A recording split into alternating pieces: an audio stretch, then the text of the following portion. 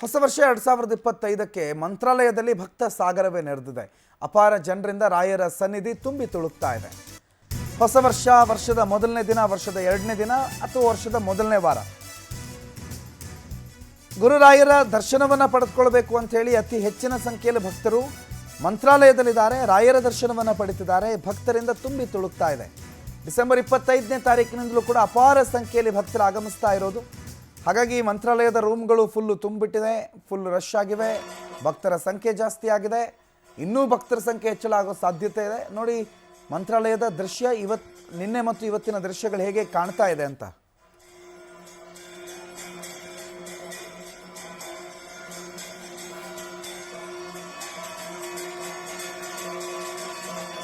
ಹೊಸ ವರ್ಷ ಅಂತಂದಾಗ ಹೊಸ ವರ್ಷವನ್ನು ಆರಂಭ ಮಾಡೋದಕ್ಕೆ ಜನರಲ್ಲಿ ಅವರದ್ದೇ ಆದಂಥ ಪ್ರಯಾರಿಟಿಗಳಿರುತ್ತೆ. ಕೆಲವರು ಪಾರ್ಟಿ ಮುಖಾಂತರ ಮಾಡಿದ್ರೆ, ಇನ್ನು ಕೆಲವರು ದೇವರ ದರ್ಶನದ ಮುಖಾಂತರ ಮಾಡ್ತಾರೆ. ಕೆಲವರು ಗುರುರಾಯರ ಸನ್ನಿಧಿ, ಗುರುರಾಯರನ್ನು ನಂಬಿರುವಂಥವರು ಮೊಟ್ಟ ಮೊದಲ ದಿನ ಗುರುರಾಯರ ದರ್ಶನ ಮಾಡಬೇಕು ಅಂಥೇಳಿ ಹೋಗಿದ್ದಾರೆ. ಮತ್ತು ವರ್ಷದ ಎರಡನೇ ದಿನವೇ ಗುರುವಾರ ಬಂದಿರೋದ್ರಿಂದ ಇವತ್ತಂತೂ ಸಿಕ್ಕಾಪಟ್ಟೆ ಜನ ಇರ್ತಾರೆ. ಮಂತ್ರಾಲಯದಲ್ಲಿ ಭಕ್ತ ಸಾಗರ ಹೇಗಿದೆ ಅಂತಂದರೆ ವಿಶೇಷವಾದಂಥ ವ್ಯವಸ್ಥೆಗಳನ್ನು ಕೂಡ ಅಲ್ಲಿ ಮಾಡಲಾಗಿದೆ. ಭಕ್ತರ ಸಲೀಸಾಗಿ ದೇವರ ದರ್ಶನವನ್ನು, ರಾಯರ ದರ್ಶನವನ್ನು ಪಡೆದುಕೊಳ್ಳೋದಕ್ಕೆ ಬೇಕಾದಂಥ ಎಲ್ಲ ವ್ಯವಸ್ಥೆಗಳನ್ನು ಕೂಡ ಅಲ್ಲಿ ಕೈಗೊಳ್ಳಲಾಗಿದೆ.